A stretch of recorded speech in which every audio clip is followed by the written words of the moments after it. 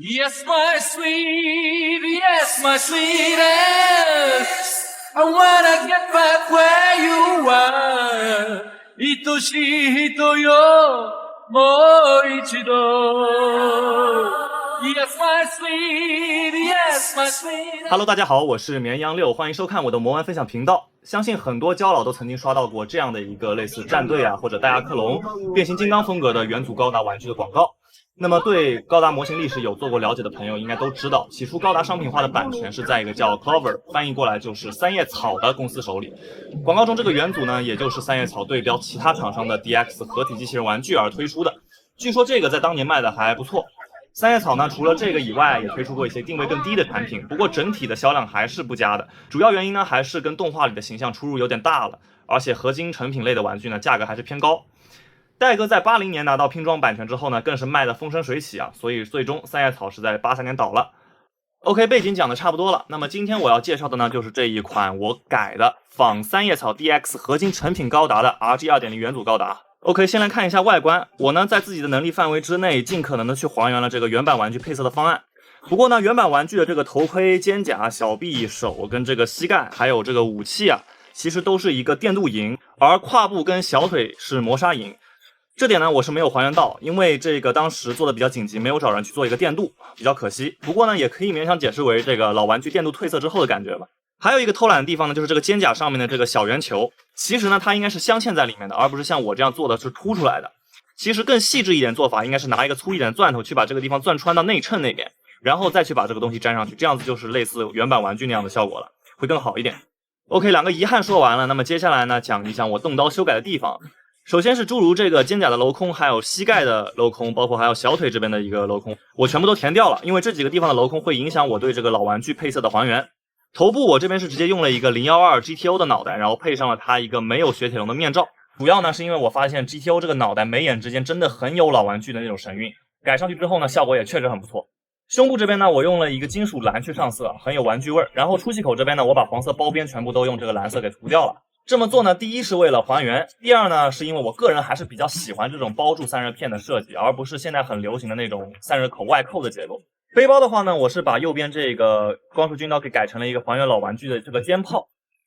肩炮呢是用了2个 GTO 元祖的快乐桶构成的。这个时候呢，可能就有人要问了，为什么你不直接用 GTO 的肩炮呢？那答案也很简单，就是因为它不还原。老玩具上的肩炮呢，其实我感觉可能是因为它还原的是快乐桶，它上面是有一个这个瞄准镜在的，因此我认为拿快乐桶来改就是最合适的。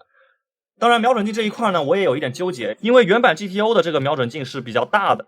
你这样子翻到脸上的话呢，它会挡脸，因此我思考再三之后呢，是选择切了一把扎古的枪上面的这个瞄准镜给粘上去了。现在看的话就真的非常合适，正好能遮住这个眼睛。炮口子弹这边呢，我是偷了点懒啊，本来我想做一个磁吸，结果到现在都没有搞啊，就是用的蓝凝胶去固定的。然后我还有这么一个发射出来的这么一个特效键啊，就差不多这个效果，也是我拿别的东西去瞎改的啊，就是这样子。这一块的可动也很简单啊，就是这样子一个很简易的结构。这边的连杆也是拿这个 GTO 的肩炮的尾部去改的，就是这样子的一个可动。然后平时不用的话呢，就可以这样子翻到后面去。胯部联邦标志下面这一块呢，老玩具是做了一个3格银色的这么一个效果，我这边呢也是用这个刻线加上色去还原出来了。包括小腿这边我也是通过刻线上色去还原了这个老玩具它的一个黑色条纹的涂装。那么最后呢，也是我个人认为自己最用心的一个点吧，就是我自己绘制了这个还原老玩具的一个水贴去定制，然后贴上去了。比如说这个胸口的 G， 还有下面这个脚上面的脚背上面的，还有这个一个意义不明的一个老玩具图案，这些都还原出来了。当然其实老玩具上面它还给你了一张让你自己去自行发挥的一个贴纸啊。那玩意儿呢，因为我找不到完整的一个图片，所以我是没法还原了，我就还原了它本身玩具自带的很标志性的这几个贴纸。这样看的话效果也是已经很不错了。至于核心战机的话呢，因为要进行频繁的这个拆装啊，所以说我就随便搞了一下，它是必定会蹭很多漆的。OK， 也是取出来了，有很多的蹭漆，大家就大致的看一下就可以了，就是大概这么个效果。元祖它的这个老玩具，包括它 OP 中的那个合体的画面，实际上它都是这个核心战机的下半身是直接裸露出来的，这个腰部是没有这一块的，是直接就这边就连接腰部就变成了它的身体。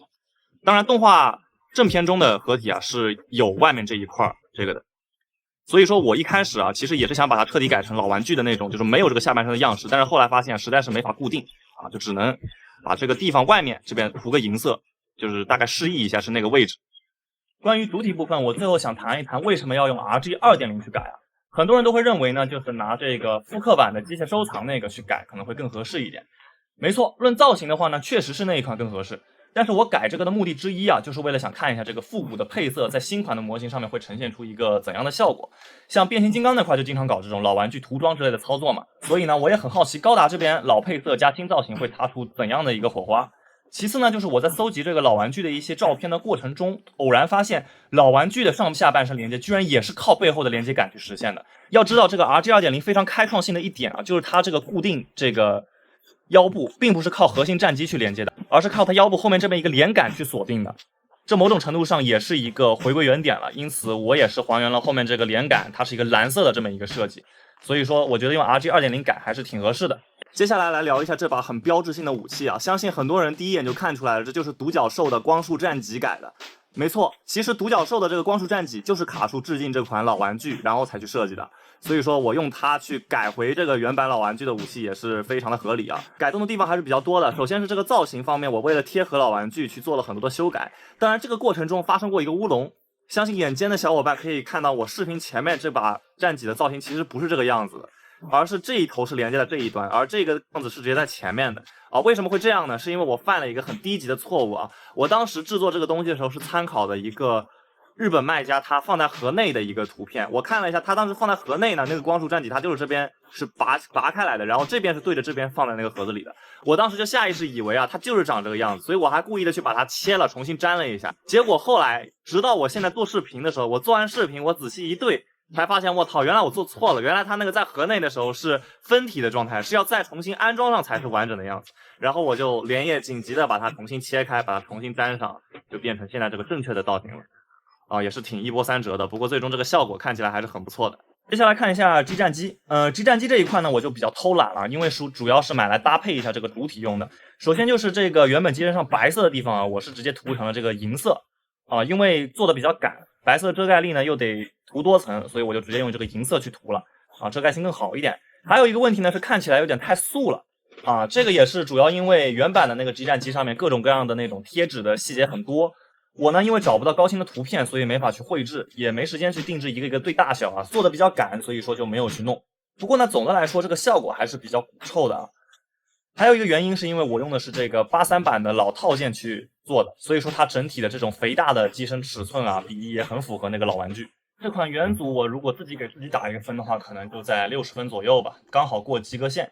总的来说遗憾还是有挺多的，以后呢我也可能会再改一个，不过一定是得等我收到真正的原版模型之后，我再去对着实物去改。因为这一次呢我还是去那种日拍啊之类的地方去搜集了一些日本卖家他们自己拍的图片去弄的，可能细节还是会有一些出入。我的终极目标呢还是尽可能去把每一个细节都还原出来，那么肯定是得搞到这个老玩具的，那就得看我之后能不能攒到那个钱了，毕竟一整套这个带 G 战机的豪华版还是很贵很贵的，真的能买到我也会第一时间给大家做一期这个介绍视频。我想如果下次还要改的话呢，可能会尝试用 MG 的 2.0 元祖去改吧，或者说用那个完美高达那个素体去改，那两个我觉得是很合适的。好了，那么这期简单对我作品的一个介绍就到这了。